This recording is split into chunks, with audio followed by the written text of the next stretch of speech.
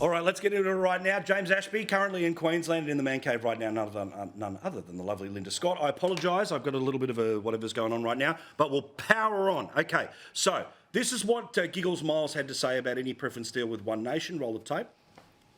It has long been our practice to put the right-wing racist party One Nation last. And I intend to be highlighting to all of our multicultural communities how David Crisafulli is embracing the right-wing racist party One Nation. We've been putting One Nation last for 25 odd years. There have been times when there were LNP leaders who were principled enough to do the same thing. The current LNP leader clearly is not. James, your response, not just as a candidate, but somebody who's been around One Nation for a very long time now.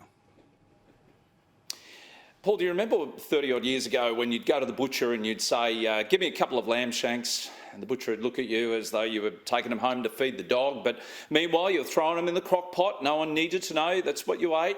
Fast forward 30 years and lamb shanks are a prime cut, and One Nation has become a very, very palatable party to vote for, just like those lamb shanks. We nice. are the best choice for so many people in Queensland. And look, we've been a good choice for people right across the country. We've now got elected members in every state across mainland Australia, so we must be doing something right.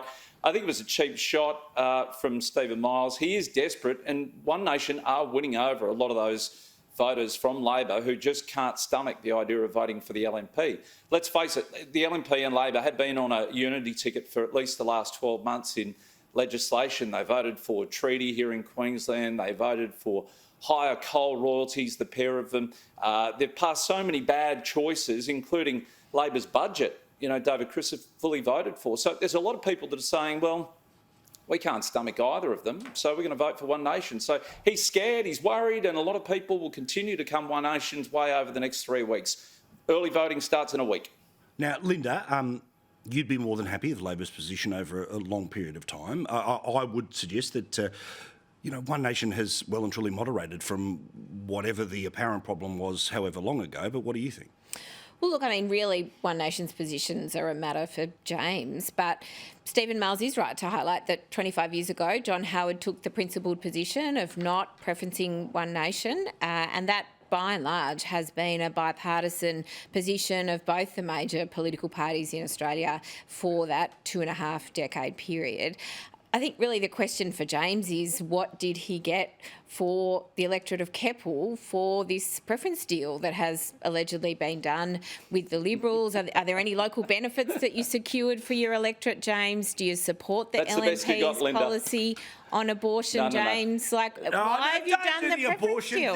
Crisafulli in the they're going the low blow. Was very clear that there's none of that changing, nor euthanasia as well. But again, I mean, my pushback here is the Greens have got so much worse than 4 years ago, right? They are in a much wilder place, yet never a controversy about Labor's relationship with them. Why not? Well, when Labor does exchange preferences with the Greens, we have these policy discussions. And so I don't think it's unreasonable to ask James what he thinks about Crisafulli's abortion policies. Which is to not change the law. That's not right. He's actually backed that he Labor. wants to get rid of abortion in Queensland for Queensland. Well, I love you, but let me state needs to answer this question.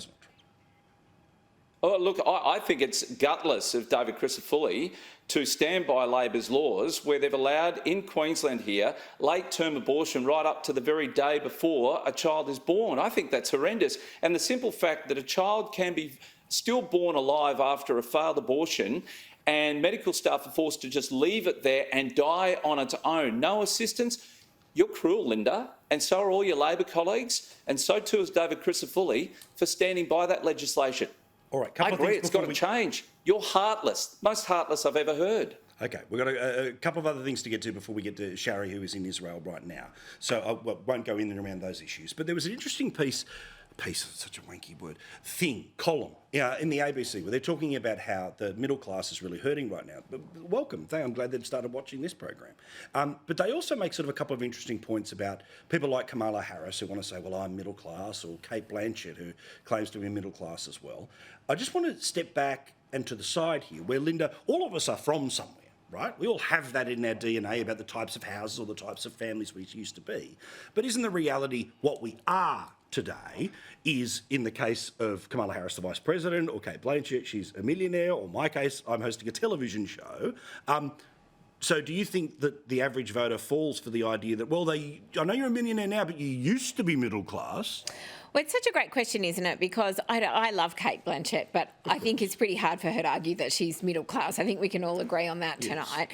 But I also think that you can be middle class in Australia or indeed around the world at the moment, and because of the global inflationary pressures, it's still difficult to afford things. Mate, and a it's VC why, recipient selling his medal. you know, it's why we've got to have these really important discussions about cost of living. It's why, again, James, you've got to tell us what you secured for the preference deal for your local electorate in Keppel in Queensland. Wow. Okay. We need to understand what elected leaders are going to do about cost of living relief for people, because it's a really important topic. All right, well, I won't get into that.